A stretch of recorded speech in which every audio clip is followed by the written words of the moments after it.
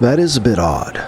Lady Landadelta and Lady Burncastel should always be in opposition unless the witch side is in a superior position. It's hard to imagine that those two are conspiring together at a time like this. I can't help but think that they have some sort of wicked goal. I came here because I wanted you to know that. So, you came all the way here to tell us something like that? Yes, which means that my business here is finished. I think I will leave now. The game will probably resume shortly. I must aid Erica during the rest of the game. Delanor gulped down the last of her black tea and stood up.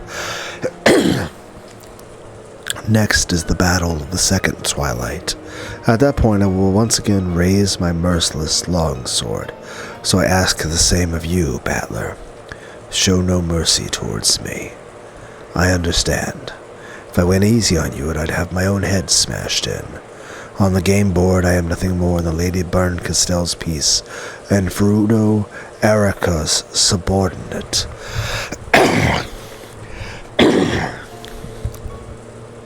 In the future, we will probably stand across from each other as opponents many times. However, my heart is always neutral. No, please forget that. Such has no meaning considering the relationship between the two of us. It does. There's no doubt you're a fearsome opponent, but you don't piss me off anymore. Though, that Erica totally pisses me off. Good. Frudo Erica also pisses me off. Heh. Delanor's expression finally softened slightly. At the very last moment, it felt as though we finally understood each other. Frudo Erica is a very evil entity. She's lost face with her recent defeat and is burning with a desire for revenge. Even I don't know what she is planning.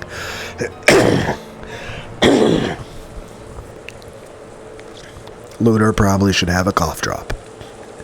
However, it can't be anything good. Please take care. Just knowing she's Burncastel's piece tells me I can't let my guard down. Delanor nodded as though satisfied, left the overhang of the arbor, and walked out into the rain. To think I'd serve as a subordinate to such evil. Why was I called to this world? Delanor let out a small sigh. Pieces can do nothing except fulfill the function they have been given, and that function is given to them by the one who controls them. She probably can't disobey her own player, Burncastel. Lady Burncastel may be the one who called you here. However, the one who let you into this world is Beato. If this child didn't wish it, you would never have been able to make it through the garden maze and arrive here. Right, Beato?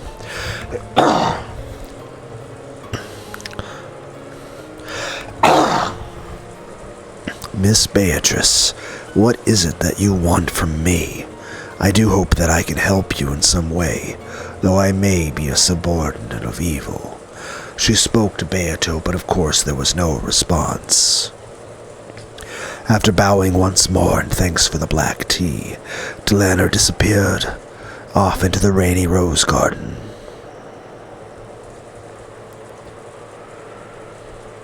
So, no one can reach this golden land if Beato doesn't want them to. Yes, this child is the one who called Delanor here. So, Beato called her here so I could meet with her. However, I know of a person who reached this place despite Beato's wishes. It's Angie. In the last game, Angie reached this place by herself, even though she was an uninvited guest.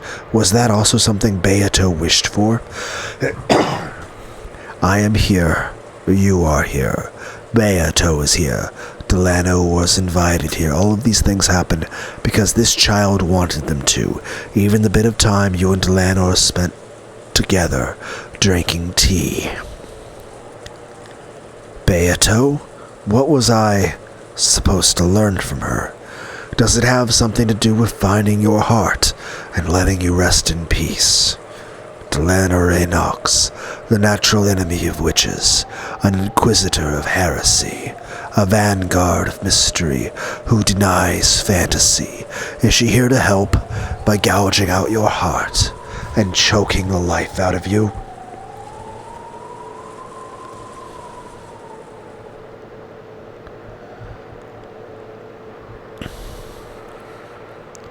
Please stand on one leg.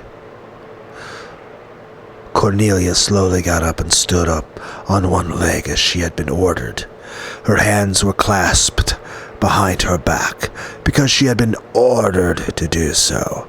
Then, with a thump, Erica pushed her from behind with both hands.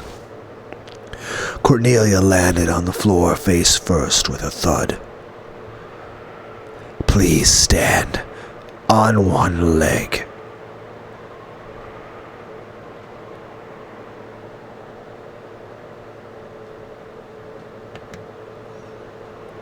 Cornelia rose shakily. Then once again she stood on one leg, as she had been ordered. She had been ordered not to hold her ground, so she had fallen on her face over and over again.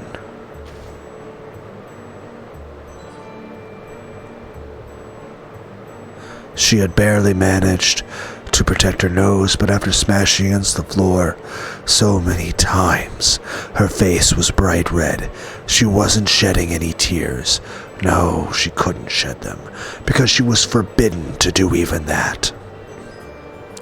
Please stand on one leg. Thump, thud. Please stand on one leg. Thump, thud, thump, thud, thump, thud. Eric repeated this falling torture over and over again. At times like this, Erica hated counting things, so she decided that once she ran out of fingers to count the numbers of times, she would just repeat it until she lost interest. However, Erica's main redeeming feature was that she never lost interest in anything. So the torture continued on and on. Erica didn't know why. Cornelia had been unable to fully protect the window, so the whole time since then, she had placed all the blame of their loss on her. Please, allow me to speak. Forgive Cornelia. She has already repented enough. Oh, is that true? Then please take her place from now on. Gertrude has done nothing wrong. Gertrude, please stand on one leg. Clasp your hands behind you. Gertrude followed the order and clasped her hands behind her back, standing on one leg. You mustn't resist or hold your ground. You are not permitted to bend your knees. You are not permitted to shed any tears. Got it?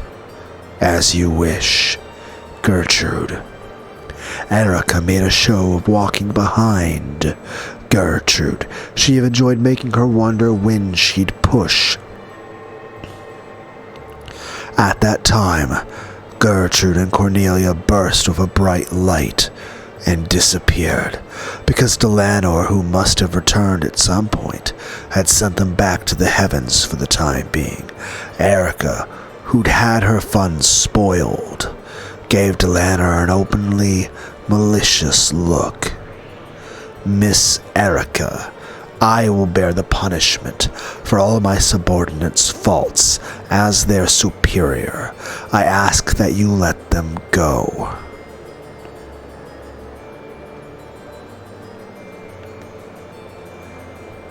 No, thank you. punishment only works because it causes pain. There's nothing interesting about an unfeeling doll girl that I can't leave a single injury on. Erica slowly grabbed hold of the back of Delanor's hair, tugging unrelentingly. Delanor's neck tilted upwards, creaking. You may not cause a physical injury, but you do injure. Humph. As if you had a heart that could get injured, you lowly witch-hunting murder doll. Are you trying to talk back to me?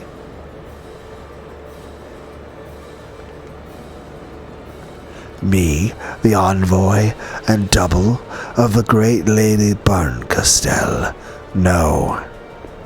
I got scolded by Lady Bernkastel because you guys are useless.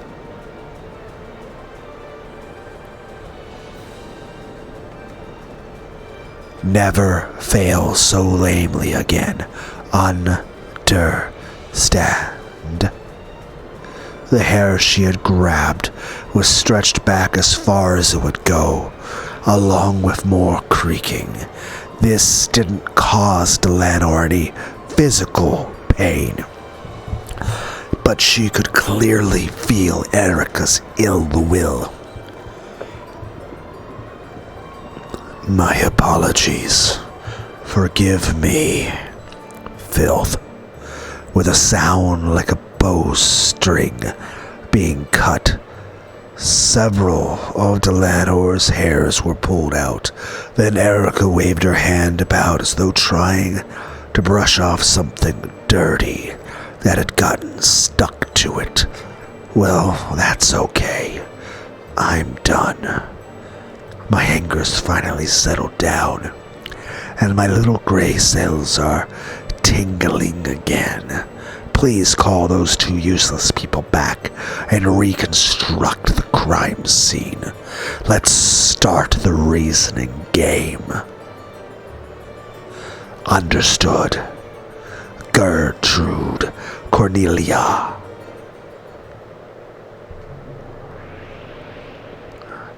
As you wish. The two of them reappeared behind Delanor and reconstructed the crime scene for Erica, the one who had just been tormenting them. Kenzo's disappearance was nothing more than a bonus round after the first Twilight. Let's start investigating the first Twilight itself.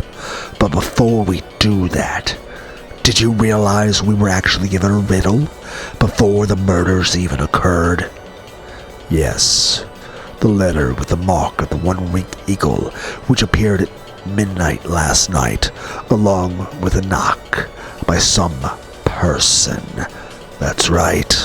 The tale creates the illusion that the events of that instant would be impossible for any human, making it seem like an unknown witch exists. Let's start by crushing this illusion of the witch.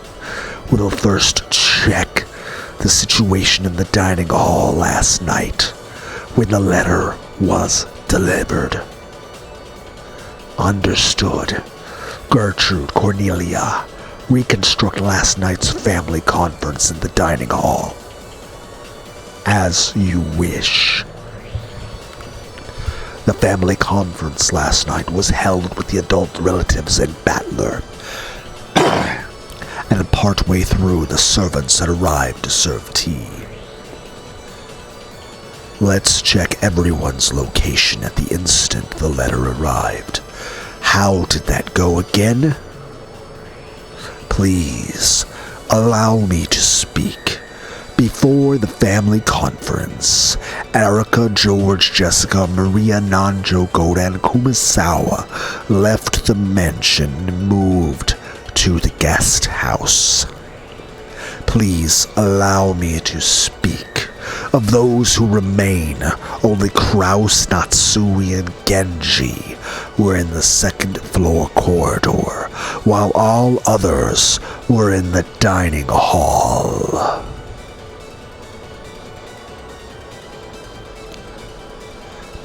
because the family conference was proceeding and the mansion was completely locked. All other humans were unable to enter the mansion. That'd mean there was no one inside the mansion who could have knocked and placed the letter there, right? Yes. The witch side will probably claim that the one who did this was the witch who wrote the letter, Beatrice. Ridiculous. A stupid trick. There's no guarantee that the letter was placed there at exactly midnight. It's only sensible to consider that it might have been placed there earlier. Just a few minutes before the letter was discovered, Shannon and Cannon came in to serve tea. When they entered, multiple witnesses confirmed that there was nothing suspicious like a letter in the hallway. Maybe one of those not in the parlor, Kraus, Natsui, or Genji, simply saw their chance right after that and placed the letter there. No, wait, it should be possible for the people who supposedly went to the guest house too. We heard that the mansion was locked and that no one outside could get in, but if someone pretended to have gone to the guest house and instead hid inside the mansion, it would have been perfectly possible for them to place the letter there.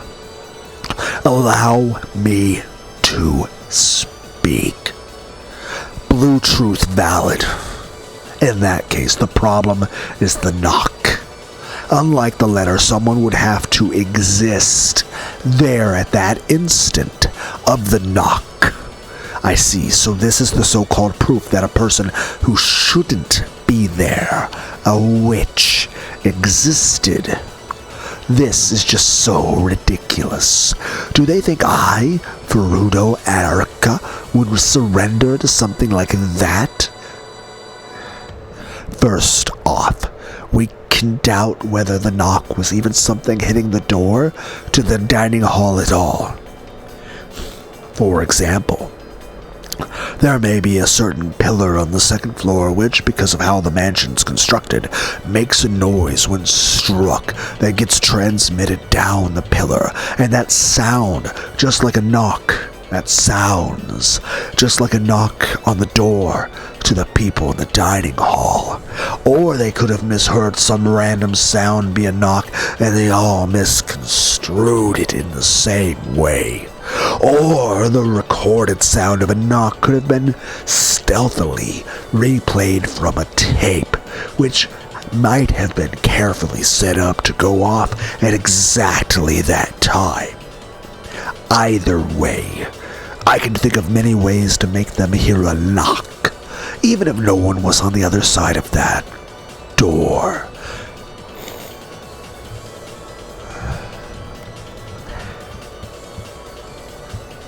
How is that, my master? How is my reasoning? That's what she says, so what do you think? Well, it looks like your cute little piece gave it her all thinking of these blue truths, so I guess I'll be nice and give out a few reds. I guess I'll start with the letter. We have both the knock made when the bell of the large clock rang out at 2400 hours.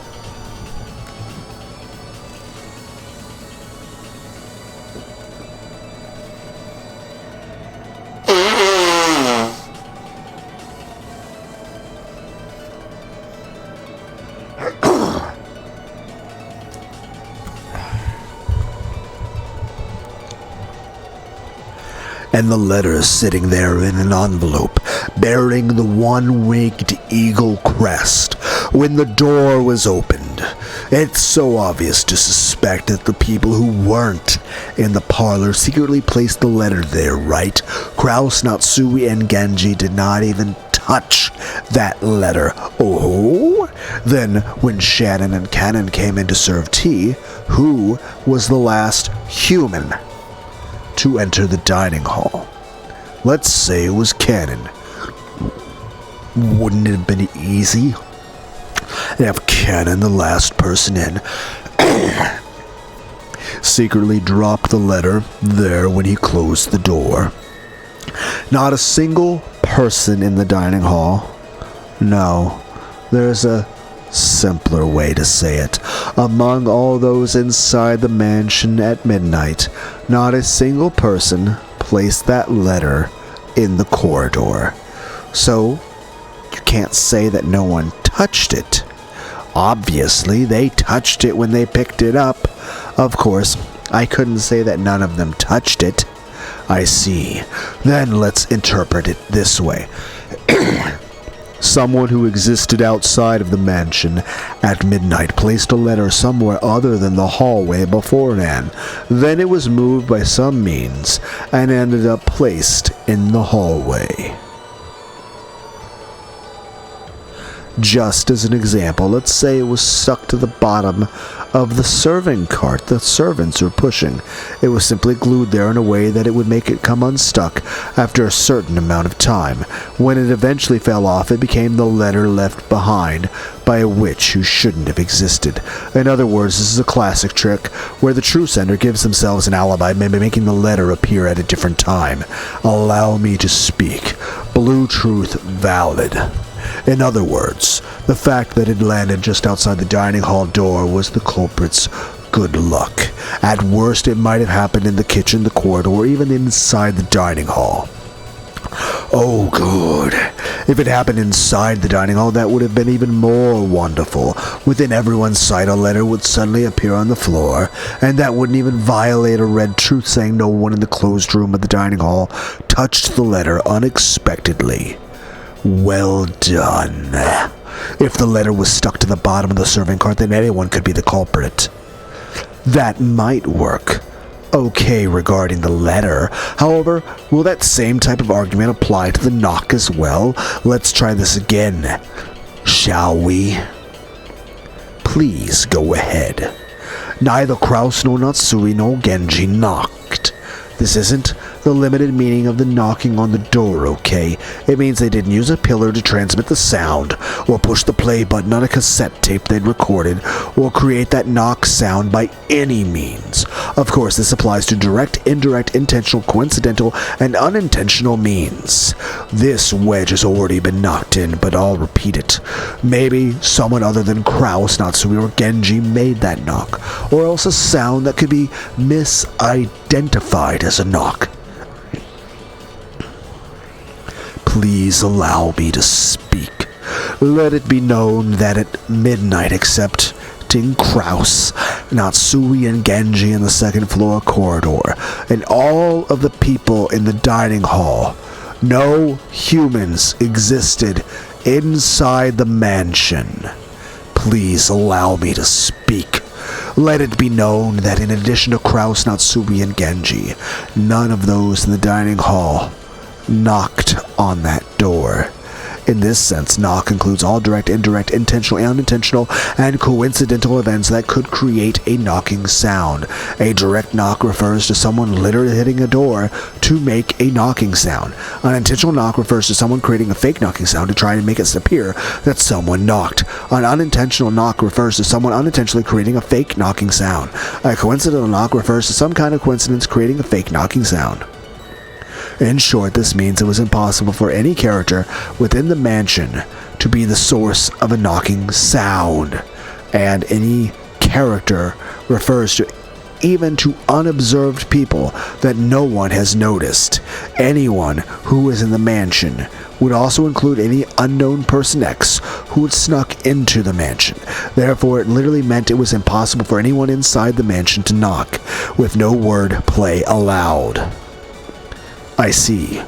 No matter how much I toyed with it, it's impossible for anyone except those in the guest house group to create the knocking sound, right? Like me, for example. What if I, Furuto Erica, recorded a knocking sound on a cassette tape and used some kind of secret contraption to start it playing at exactly midnight? Of course, I wasn't in the mansion at 24 o'clock. There aren't any problems with this, are there? No problems. However, the knock did serve as a way of informing them about the letter on the other side of the door. I do not think it would have worked if the letter had fallen elsewhere. If the trick in Erica's theory about the letter being stuck to the serving cart was accurate, then the location that the letter fell was a matter of luck, because it had fortunately fallen near the door. The people in the dining hall noticed it due to the knock. However, the location it fell was a matter of chance. It might have been landed in a far-off kitchen or even remained stuck even after they entered.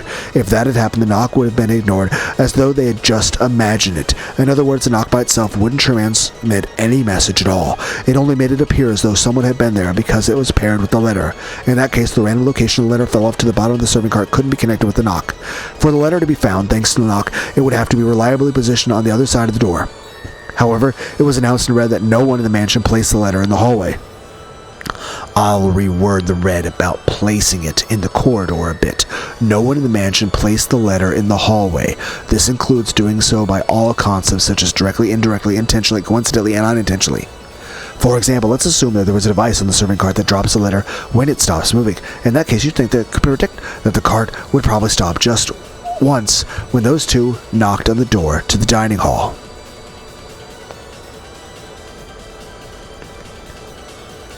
And by doing so, they'd be cleverly making it so the letter drops right in front of the door. But even this doesn't work, okay? The action of stopping the serving cart would indirectly lead to placing the letter in the hallway. That would mean Shannon and Cannon, who were pushing the cart, had indirectly and unintentionally placed the letter there. So even this is no good. Furthermore, setting it up so that the letter peeled off with the passage of time would mean that the people pushing the serving cart had coincidentally and unintentionally placed the letter there. Of course, this is also no good. Repeat it. At midnight, only Erica, George, Jessica, Maria, Nanjo, Goda, and Kumasawa existed outside the mansion. What if someone in the dining hall didn't exist in the mansion right at midnight? For example, what if they skipped out a window just before? With this wordplay, it might be possible to get around the red truth. Repeat it? Even though I'm nice enough to give you all this red for free, aren't you being a bit greedy? I'm not an idiot like Beato, so I won't go around saying everything my opponent tells me to repeat. I'll give you a full-body massage and a bath of marshmallows and conpaito sometime soon. Enough to rub your skin off. Now you've got to keep that promise, slurp. Okay then, here's a freebie. I'll respond. At midnight, only Erica, George, Jessica, Maria, Nanjo, Goda, and Kumasawa existed outside the mansion. In other words, no matter how much they struggled, those 8 people, including Erica, could not have existed inside the mansion, much less in front of the door. And at the same time, no matter how much they struggled, those inside the mansion could not have existed outside the mansion. In that case, the letter might have been stuck to the ceiling of the hallway instead of the serving cart. The ceiling of the hallway is surprisingly high, so even if you just stuck it there out in the open, maybe no one would notice it. This way, it would certainly fall in the corridor, and you can slip by the red if someone outside the mansion did this. Good job, me. Please allow me to speak. The letter never existed on the ceiling of the hallway. Please allow me to speak. Know that the letter never touched the serving cart. But who cares about that? Anyway, some human outside the mansion used some kind of trick to place the letter there. If you try to use that letter in the knock to argue that Beatrice exists, it definitely won't work on Furuto Erica. Please allow me to speak. It was impossible for anyone outside the mansion to influence anything inside the mansion after the family conference began. Then someone outside the mansion set up some kind of device before the family conference, something other than the ceiling or the serving cart. Allow me to speak. Blue truth invalid. Why? That's the only way, right?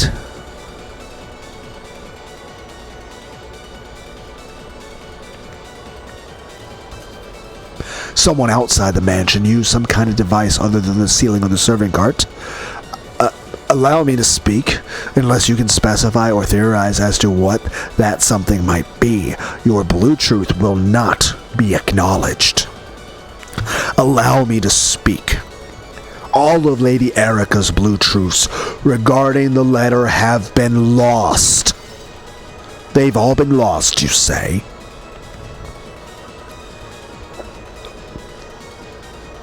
Watch your tongues a bit more, useless furniture. If I can just think of that device, it's an instant checkmate.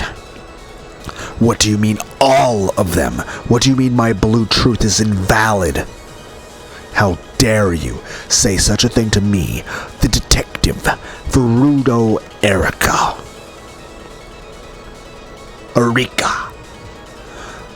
Rika Furute's face twisted. These words that seemed to deny Erica. No, Erica's reasoning were the worst form of torture and humiliation for her.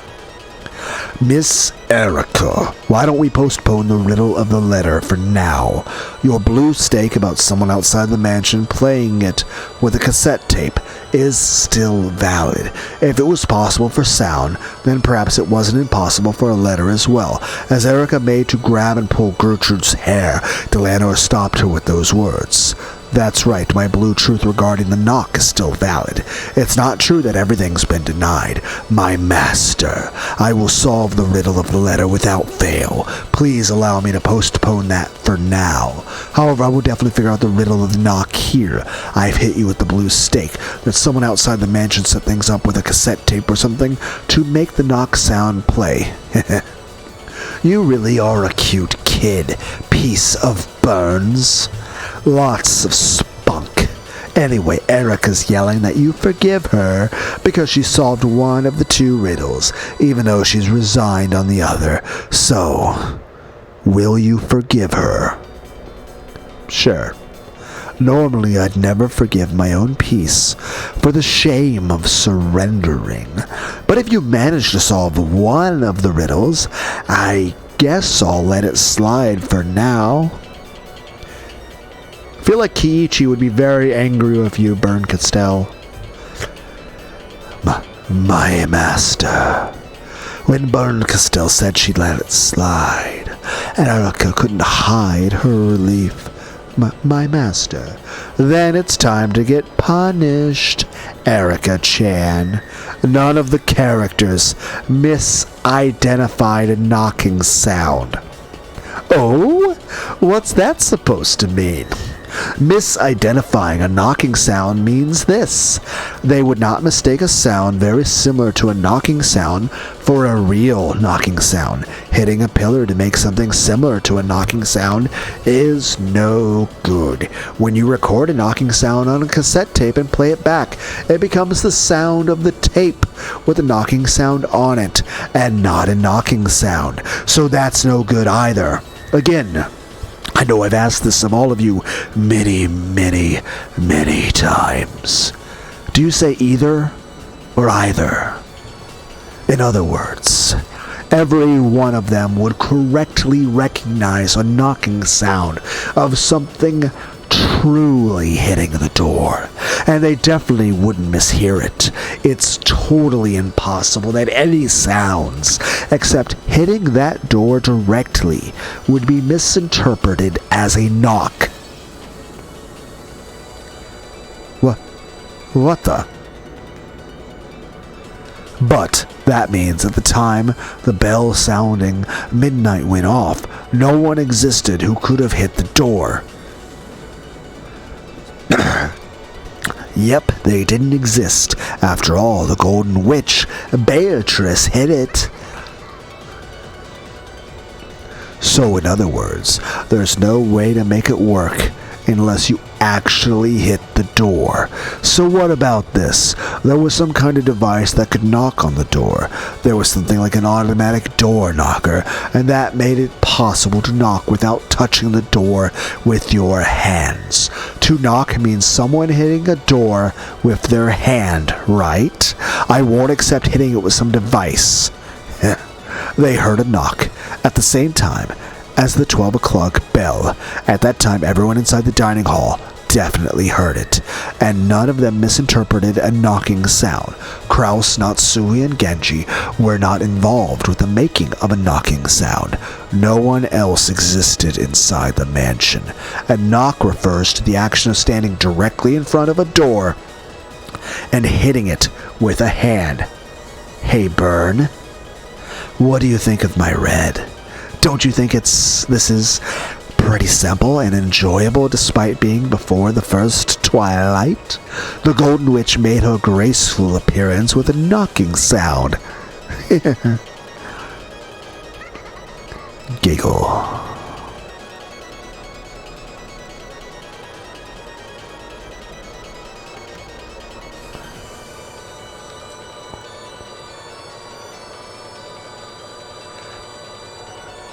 Interesting.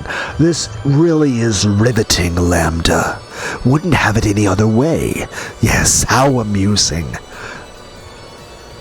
The two witches doubled over laughing. as though this was the most fun thing in the world.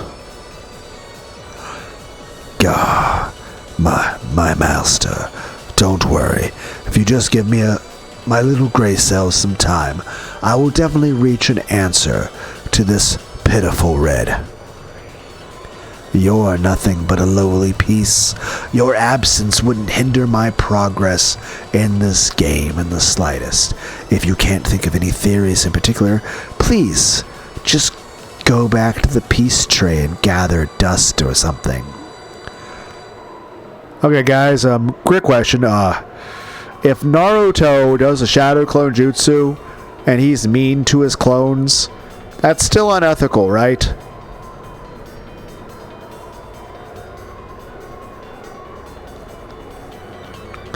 Useless pieces are painful even to remember. After all, Burns pretty forgetful.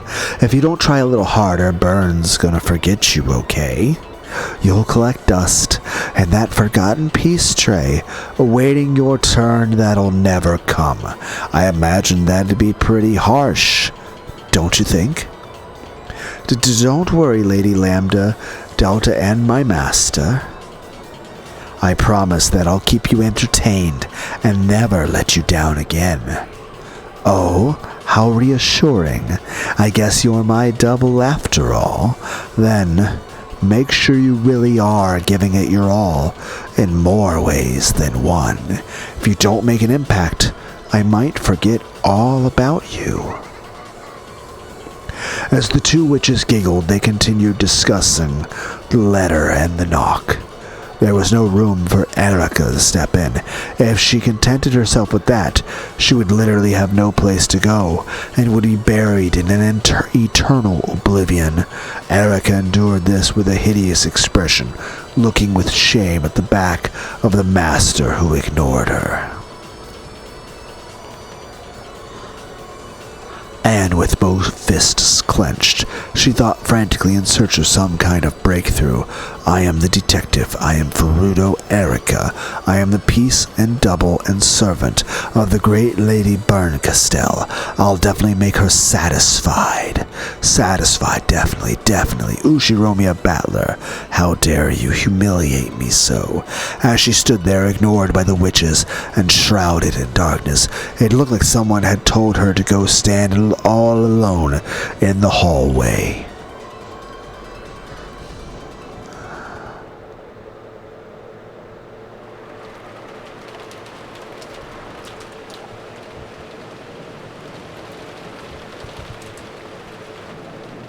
With the crime in the early morning, we'd completely forgotten about breakfast, so we now had our first meal of the day at a time that could never be called breakfast time. Even Goda-san's wonderful meal, which has supposedly been in the works since yesterday, provided no comfort. The several empty seats quietly burdened us with a pain-filled sadness. Then, in the middle of this meal that felt like a vigil, Erica suddenly stood up. Everyone focused on her to see what was the matter. Her expression was somewhere between relief and insanity, as though she'd made some groundbreaking and strange discovery. Hey, what's up? Are you okay? I've got it. Did you think I wouldn't understand? Yes, I've got it. There's no way something that stupid could happen. With a hideous expression covered in cold sweat, Erica glared and lashed out at Battler. What do you get? What do you get? There's no way you jumped down from the third floor study. Not one of us saw you fall down and land in the courtyard. When you set up the ladder from the courtyard and saw Rudolph-san go up to the third-story window, you closely observed the construction of the outer wall and realized that by cleverly using a rain gutter, it might be possible to go down to the courtyard from the third-floor window. You didn't jump down, you used a rain gutter or something to clumsily wriggle down the outer wall. What do you think of my blue truth? Come on, what's your counter-argument? My counter-argument? You don't have a counter-argument? Then my truth is valid, right? Hey, did you see that? Trying to look cool and making it look like you jumped down was all an illusion. You just jumped out and latched onto a rain gutter. My argument then was about whether it was possible for Grandfather to escape from the study, right? And it was possible for Grandfather to escape through the window. All I did was prove that. Whether I jumped down or crawled down, that doesn't change anything, does it? Don't try to change the subject. A mere human can't jump down from the third floor. Did you see that? Did you see that? What do you think of my reasoning, my master? Are you tired or something? Just calm down and eat some food. When he escaped to the courtyard through the window, Battler really did use the rain gutter to crawl down the wall, just like Erica said. His hand had slipped halfway, and he had fallen from a considerable height, but he had managed to land on his feet. No one had witnessed this, but most likely everyone in the dining hall now except Erica had realized that something like this had happened. Since the very beginning, no one had believed he'd jumped down from the third floor window, even if they hadn't witnessed that directly. So they had no clue what Erica was complaining about all of a sudden, and started to whisper, staring at her with cold eyes and dubious faces. You can't counter that, can you? You jumping down has already been denied. My truth is won. My blue truth is valid. My master, please acknowledge this. I am not incompetent or a disappointment. I will match up to your expectations without fail, so please don't abandon me, my master. Facing someone that might have been somewhere beyond the ceiling, Erica spread her arms and yelled. Then, as if in an answer, a massive lightning bolt landed very close by. It was an incredible sound. They could even feel the earth shake. At the same time as that sound, Erica went limp and fell into her seat like a puppet who had just had all of its strings cut. Then, as the sound of the wind and rain slowly filled the room once again, Erica slowly opened her eyes as though recovering from a bout of dizziness. Then she continued eating in silence, as though nothing had happened, as if she had been acting normally the whole time. Didn't Erica just stand up and suddenly yell something strange at someone? Automatically enough to make one doubt their eyes, Erica continued eating quietly as though everything was perfectly normal. When they saw how ordinary she looked, everyone convinced themselves that they were totally worn out, and that they must have just seen some illusion of Erica suddenly yelling. So Erica's suddenly transfiguration of a few seconds ago was treated as a daydream, and faded out of everyone's memories. Erica quietly poked at her salad and muttered in a voice no one could hear. Thank you very much, great Lady Bergenstell. I am Furuto Erica. I am my master's piece and her double. I will most certainly present you with an incredible tale. That's right. When it comes to utensils, knives, and forks are pretty primitive. Chopsticks are the best. Don't you think chopsticks are the easiest way to eat salad? Did... Rika Frude? Frederica Berncastel? Did you just fucking reboot her?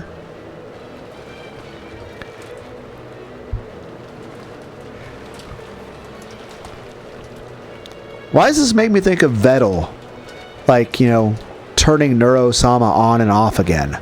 Off and on again. And just sort of like...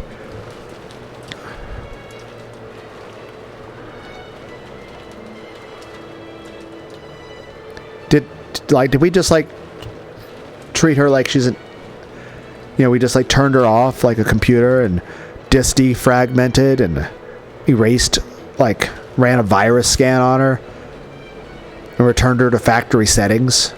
Like, I feel like we just rebooted her. Like she went blue screen for a moment. Well, everyone.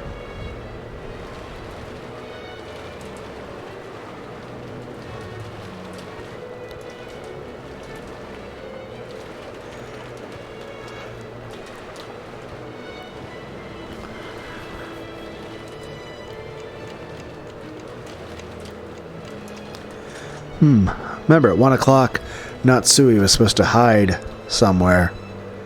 Or else Kraus dies.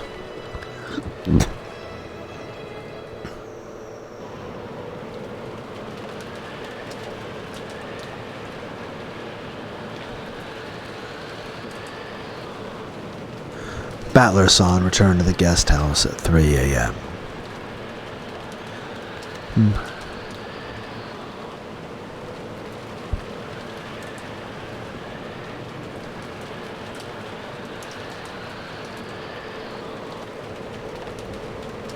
Greetings, one and all, to the most cursed, most cringiest corner of the internet.